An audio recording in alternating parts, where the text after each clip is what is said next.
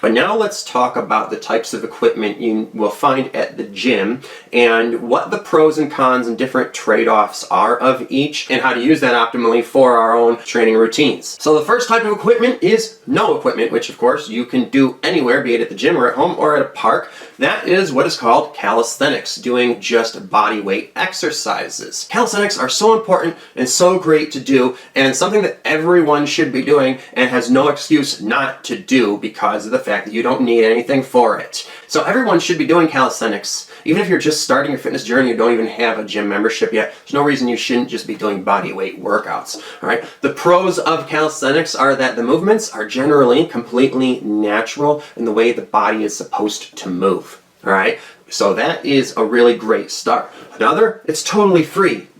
How the can you say no to that, right? And then, as I said, it can be done anywhere. So again, no excuses. And this is the easiest type of fitness to get started with, since you don't need to buy any equipment or attend a gym. You just need a body and a space, all right? Also, since you don't need any equipment for it, you don't need to deal with setting up any equipment, right? And you can quickly and easily switch from one exercise to the next, making this the best type of aerobic or cardio option and making this great for high intensity, fast-paced training in the form of exercise which has the highest potential for these types of things, since any other type of equipment would require a short rest in between for you to change out equipment. So don't underestimate the value of calisthenics in cardio, aerobics, and high-intensity training for that reason, just because it doesn't have any equipment. That's actually one of its pros. It is optimal for aerobics and endurance training. However, as with all things, it is not without its cons. And the first con is that, obviously, you can't adjust the weight on these exercises, and so some of them may be too easy and some may be too hard, right? Some people may be able to do lots of sit-ups where they feel like they're barely even getting ab workout, right? And some people can do lots of push-ups and bodyweight squats too,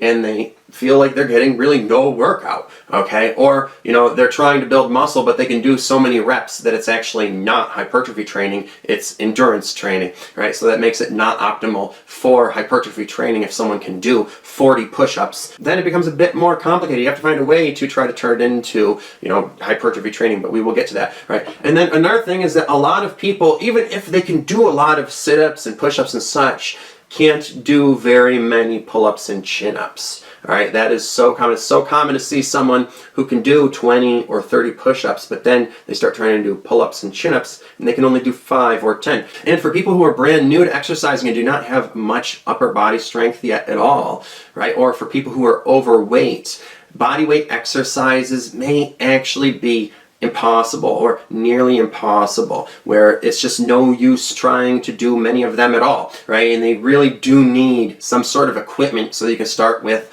a lighter resistance and work up from there. So that is the first drawback of calisthenics, all right? The next one is that sometimes you do actually need more than your body, all right? Sometimes you will need some accessories to set up certain exercises with. And if you can't figure out a way to do certain exercises that you need to do for certain body parts, you do then need equipment, and you do then need to go to the gym, and you can't even do calisthenics at all in some cases. So for instance, if you want to do an at-home workout, there is a way to do bodyweight rows with no real equipment, but you do have to come up with some sort of equipment. So for instance, you can put a broomstick between 2 chairs or 2 surfaces that you then row yourself up between.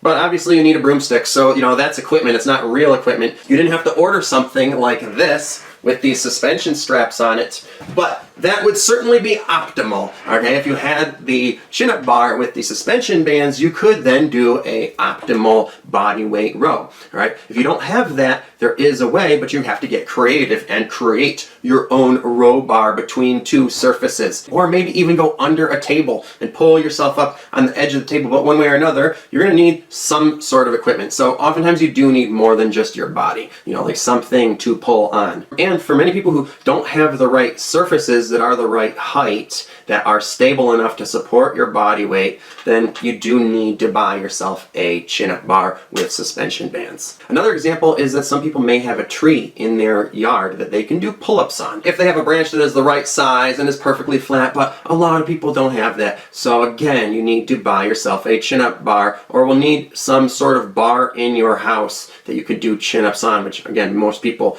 don't have. So again, there is some equipment you need. And then like for bicep curls, you would need to find a way to do bicep curls. Okay, so you could, for instance, fill a backpack with jugs of water or a bucket with water and curl that. And again, if you don't have something you can do this with optimally, you do just need to buy dumbbells, okay? So while calisthenics is very useful and something that everyone should be doing at times, because you really should be able to push and pull your own body weight, and there's no excuse not to be working out with your own body weight whenever you can't get to the gym, the limits of calisthenics are quite clear. All right, also another con is that just because the movements are natural doesn't mean they are all as ergonomical as is ideal and optimal. You can actually still hurt yourself doing calisthenics, especially with certain exercises like those that target the shoulder, which there's really no good way to do in calisthenics that is going to be optimal and ergonomical, okay? So for instance, with a handstand shoulder press, where you are upside down and trying to press your whole body up,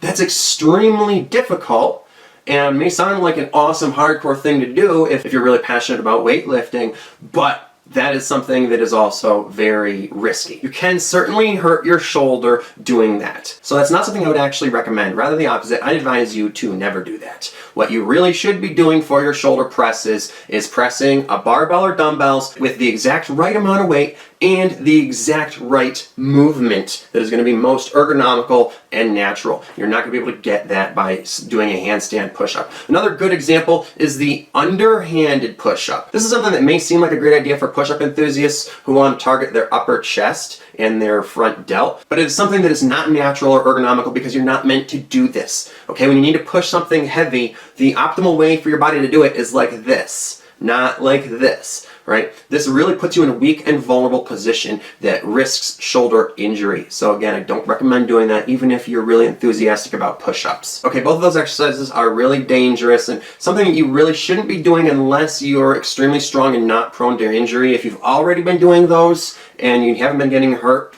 I don't know what to say to you. Like, I guess you could keep doing them, but they're the types of things that a conscientious professional just wouldn't recommend. And then the last con of calisthenics is that you will be more limited with your exercise selection variety, which, as we know from class 2.1, is extremely, extremely important. The most important training variable to be manipulated, in fact. So again, we are very limited in calisthenics. While you can find lots of variations of different exercises to do, the more varied they get, the less ergonomical and optimal they get. Okay, and I have actually injured myself doing this when COVID first struck and all the gyms closed down and I wasn't prepared to start doing 100% of my workouts at home. I started by doing these really creative calisthenics routines, and I found myself, trying to come up with all these different variations of calisthenics exercises to give myself multiple different exercises to do for every muscle group, and I ended up hurting both my shoulder and my upper back and neck by putting myself in positions that were not ergonomical and trying to force my body to do things